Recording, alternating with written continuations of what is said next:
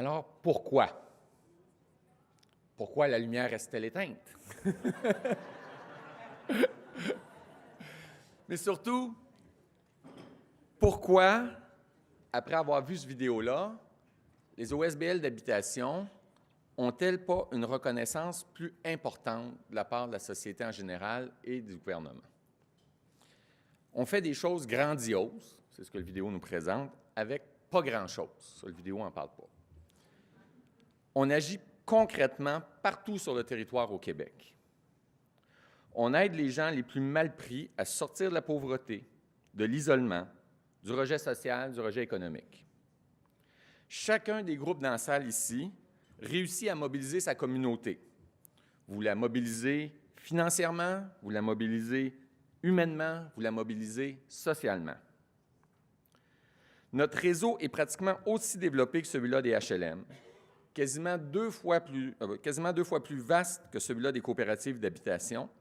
Pourtant, bien peu de gens dans la population vont répondre aux OSBL d'habitation si on leur demande qu'est-ce que c'est le logement social et communautaire.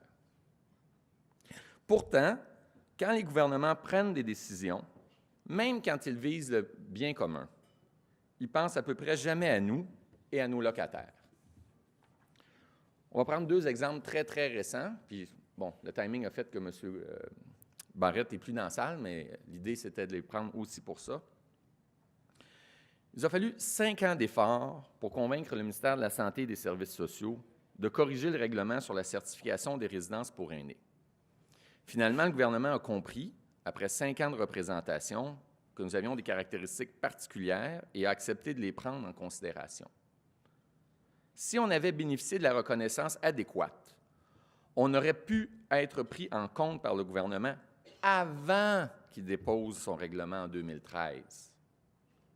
Ça nous aurait certainement permis la rédaction d'un meilleur règlement. Ça aurait sauvé bien des tracas à nos locataires, nos bénévoles et nos gestionnaires. Un autre exemple, c'est celui-là qui nous a pris 2 ans de travail pour les convaincre d'ajuster le programme d'aide à l'installation des gicleurs aux besoins particuliers des OSBL.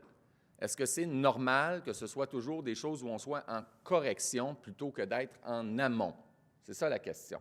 Parce que s'ils pensaient à nous avant, on n'aurait pas besoin de se chicaner avec eux après. C'est raisonnable? Bon.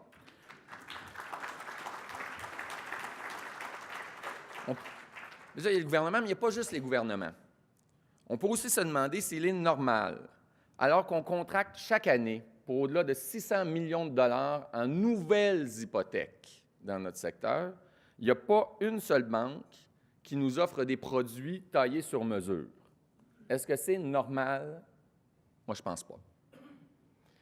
Alors, au bout du compte, qu'est-ce qui peut expliquer cette situation? Moi, je pense que ce qui explique cette situation-là, c'est qu'on est un mouvement invisible. Puis, ce qu'on ne connaît pas n'existe pas, puis il va de soi que ce qui n'existe pas n'est pas pris en considération. Cette méconnaissance nous met donc constamment en danger, ou en tout cas, à tout le moins en situation de faiblesse. Chacun des groupes dans la salle ici, puis chacun des 1200 OSBL à travers le Québec est fragilisé par cette méconnaissance, par cette invisibilité. Oui, on a des attentes légitimes envers les gouvernements, mais les individus, les hommes et les femmes qui forment le gouvernement, vivent dans la société. Et comme ils sont membres de la société, bien, ils ne nous connaissent pas plus que l'ensemble de la société.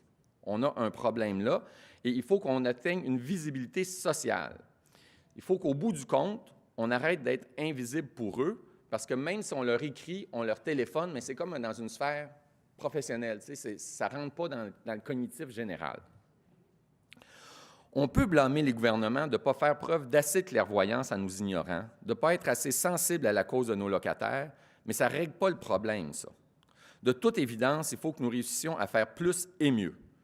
Nous ne pouvons pas concentrer toutes nos communications vers le gouvernement. Il faut aussi obtenir une visibilité publique. Il y a pratiquement 1 an, le conseil d'administration du RQOH puis les fédérations régionales ont organisé un lac à l'épaule pour réfléchir à cette situation. En octobre dernier, notre Assemblée générale, qui se tenait dans la même salle, dans le cadre du Blitz de l'habitation, a poursuivi la réflexion. Le temps de l'action est maintenant arrivé.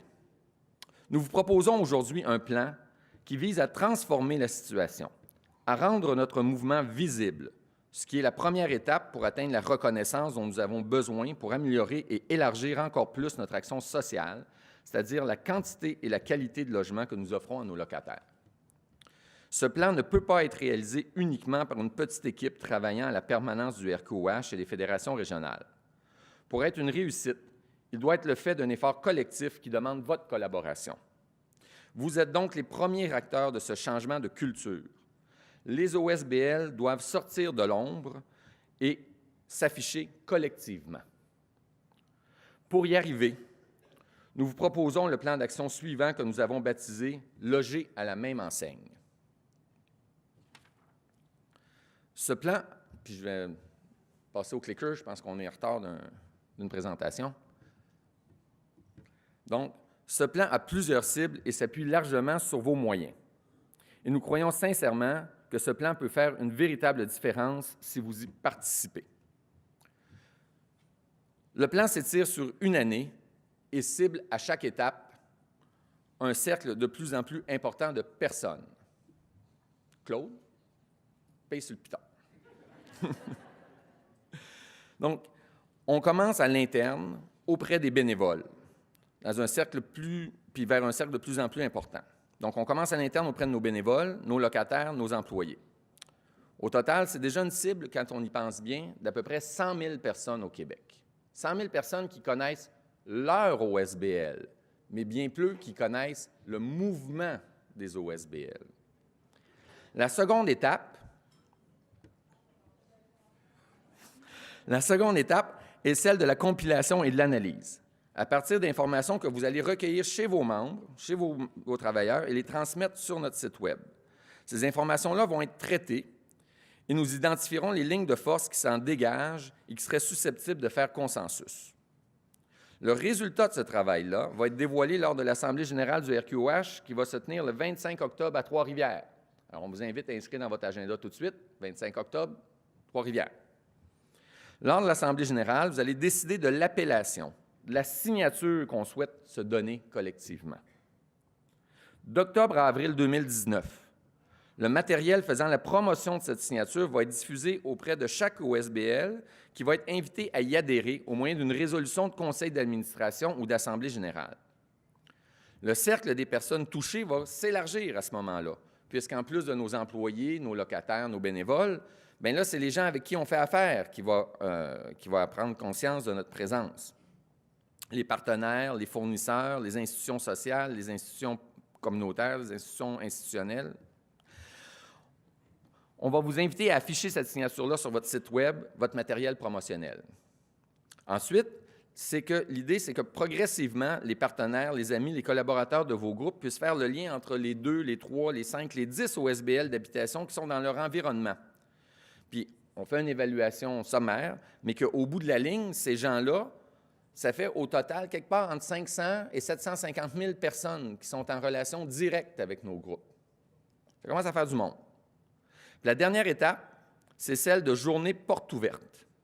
Du 17 au 20 mai 2019, on voudrait organiser un maximum de journées portes ouvertes dans les OSBL de tout le territoire. L'idée étant de faire un événement qui pourrait attirer l'attention des médias, des élus, des partenaires communautaires, des proches des locataires ou d'aspirants locataires, bref, la population en général, et de leur faire prendre conscience de ce qui nous lie les uns les autres. On peut espérer qu'à terme de cette opération, plusieurs millions de nos concitoyens et concitoyennes auront débuté leur découverte de notre mouvement. D'ici là, on peut quand même être encouragé en constatant que les efforts faits par le RQOH depuis quelques années commencent à porter fruit.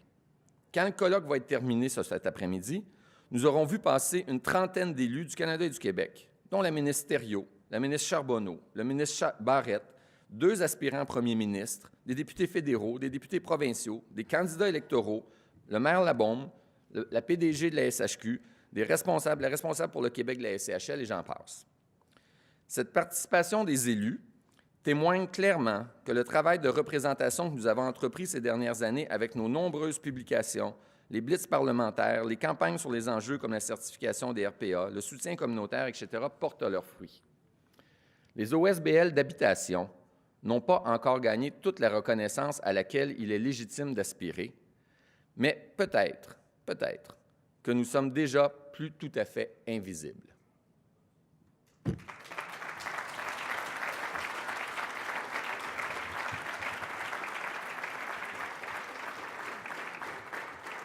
Alors, on compte sur vous. Je pense que vous avez compris le message général. Ce n'est pas que personne renonce à son autonomie, ce n'est pas que personne renonce à sa capacité propre.